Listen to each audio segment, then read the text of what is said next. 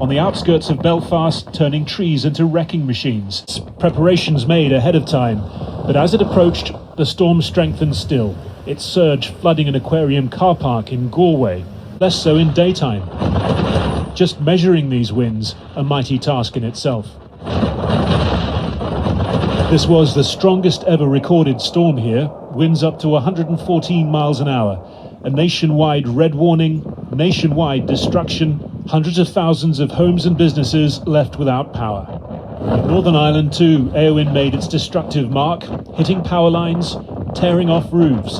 On the outskirts of Belfast, turning trees into wrecking machines. Mary Greer's neighbour bore the brunt, then her house too was hit. It's just terrible.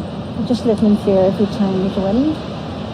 We thought we had escaped it, and then just all of a sudden, bang. But the storm was far from blown out. Its core carrying winds of up to 100 miles an hour, heading mid-morning for the west coast of Scotland. For a large swathe of central and southwestern Scotland, home to more than 3 million people, the red warning meant danger to life. Drivers told to stay off the roads unless necessary. More than one lucky escape caught on camera today. Air travel too was hit hard. More than 1,000 flights cancelled across the UK and Ireland. This one making it into Edinburgh, if at quite an angle. But still, would-be passengers were turning up at Prestwick on the west coast, saying they had little alternative if they wanted at least to be eligible for a refund. If a flight were to take off today, would you be happy to be on it? I don't think so. Probably think I'd be going home. I do like a little adrenaline rush, but I don't know. Inside, an hours-long vigil in an empty, cold terminal as the storm howled its way through. Go to Lanzarote, 5 o'clock. But only staff. They're sitting on staff aim, baggage is shut. So what kind of information have you had then? Nothing. A year we've been waiting for this, But again, we wanted to go yesterday and he couldn't go. So we had to go today. We'd have been early now.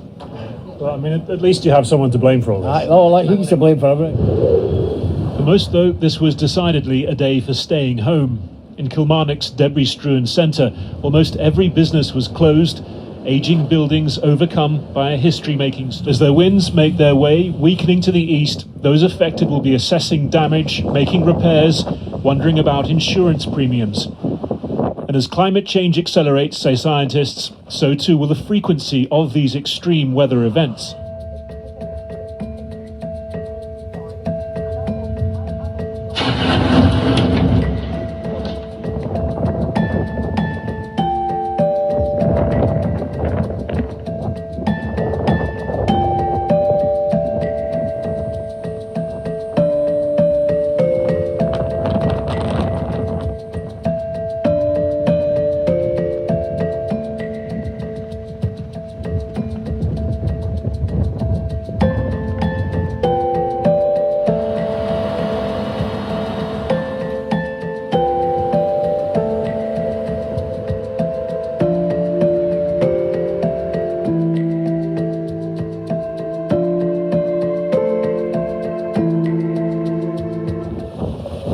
Ireland knew it would be first in Eowyn's sights, preparations made ahead of time.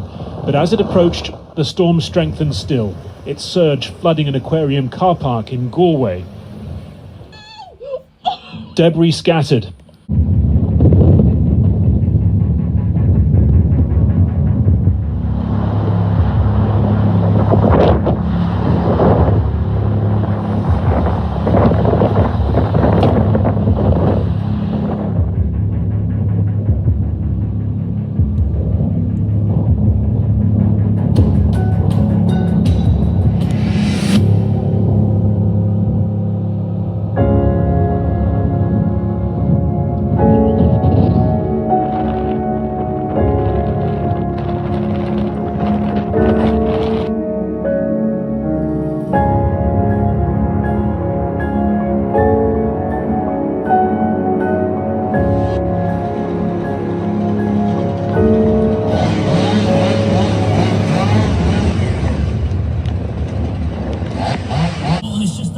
Friday morning in Scotland's biggest city. Much of Scotland is pretty much shut down as The day the centre of Glasgow became a ghost town.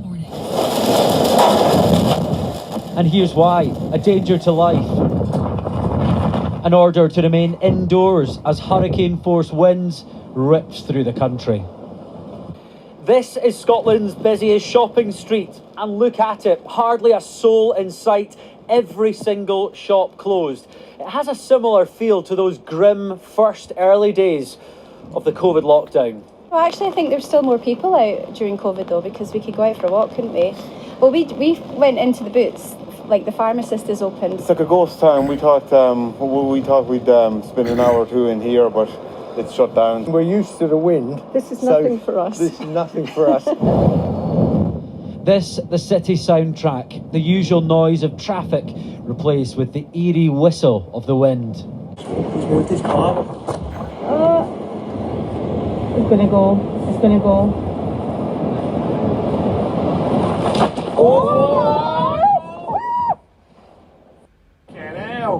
Oh my God. Mate, right, that must have just missed your face.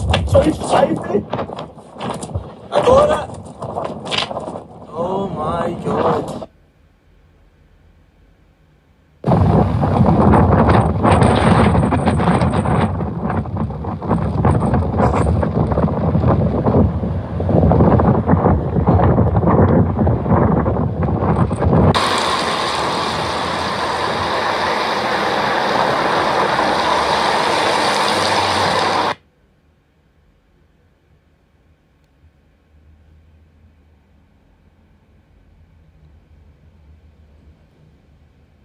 It was the worst storm we've seen since we moved to Galway 25 years ago. Very, very frightening, I'd say.